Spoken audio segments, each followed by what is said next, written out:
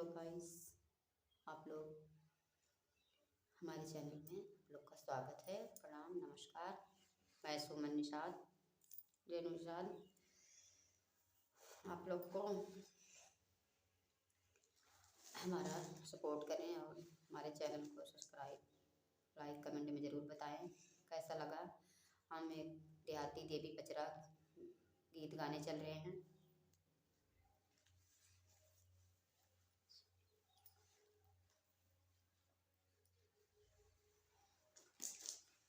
गलियां की गलियां मैया घूम रही मालिनिया, हो की ना लई है ना, हो की ना लई है ना।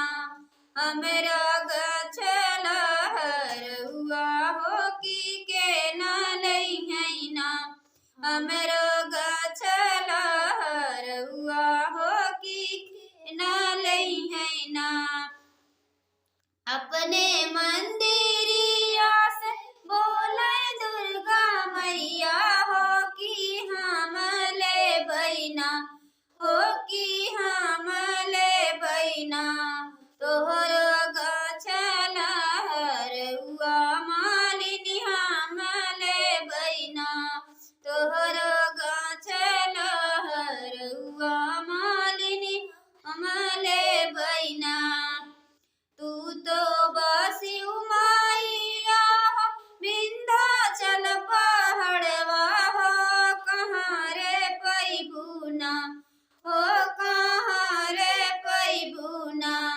हमरे गजरा के दमवा, हो कहाँ रे पैबुना।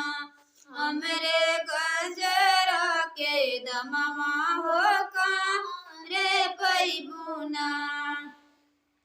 जवने सेवा कवा के करबै रक्षा पलवा, हो की वही रे दई है ना, हो की वही रे दई है ना।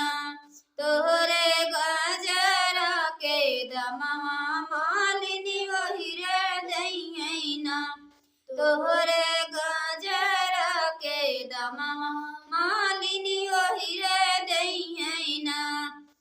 गलियां की गलियां मैया घूम रही मालिनिया, हो की ना लई है ना, हो की ना लई है ना।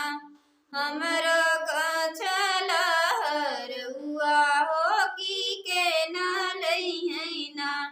हमरो गछला हरुआ, हो की ना लई है ना।